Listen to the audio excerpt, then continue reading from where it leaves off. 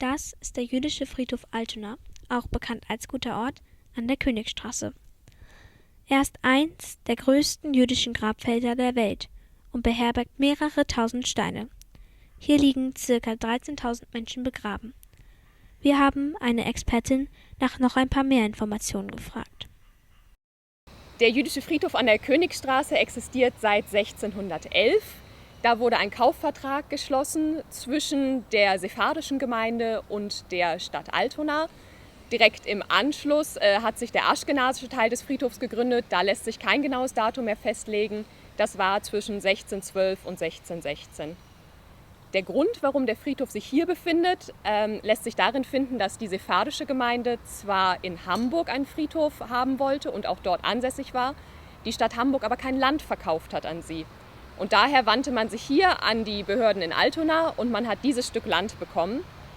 1611 hieß das Ganze auf dem Heuberg und das Land wurde von Bauern eigentlich beackert. Es ist aber für die Landwirtschaft relativ ungeeignetes Land, da hier sehr viele Steine liegen und das Grundwasser von unten drückt. Und dementsprechend waren die Landwirte froh, es verkaufen zu können und eben an eine jüdische Gemeinde zu verkaufen. Der wichtigste Unterschied zwischen einem christlichen und einem jüdischen Friedhof ist, dass ein jüdischer Friedhof auf Ewigkeit ist.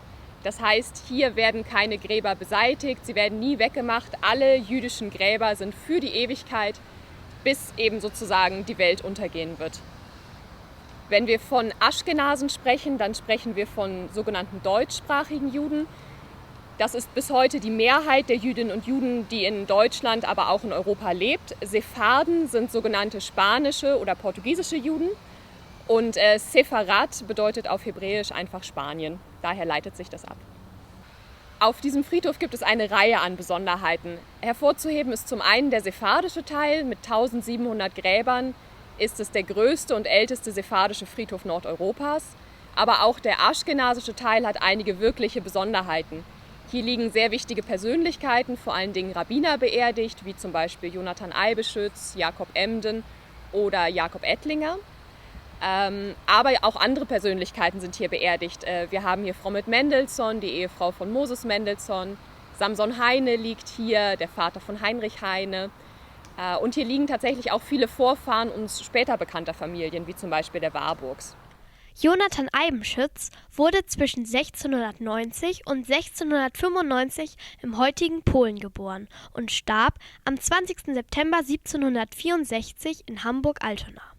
Er war ein hochbegabter Akademiker und gefeierter Talmudgelehrter, außerdem ein glänzender Kenner des rabbinischen Schrifttums und Prediger. Jonathan Eibenschütz war erbitterter Gegner von Jakob Emden. Er starb an Altersschwäche. Hier sieht man den Stein von Jakob Emden. Er wurde am 4. Juni 1697 geboren und war strenggläubig. Der Altonaer Rabbiner, Gelehrte und Buchdrucker richtete sich in seinem Leben gegen die etwas weniger strenggläubigen Juden.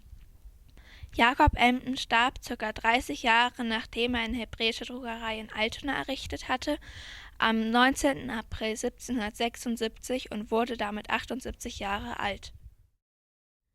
Der am 17. März 1798 geborene Jakob Ettlinger war ein Vertreter der modernen jüdischen Orthodoxie.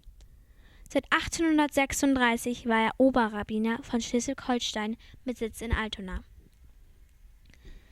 Da er ein sehr wichtiger Mann war, wurde er 2 Jahre nach der Schließung des Friedhofes noch dort begraben. Dieser schlichte Stein stammt von Shmuel ben Jehuda, der am 17. August 1621 gestorben ist.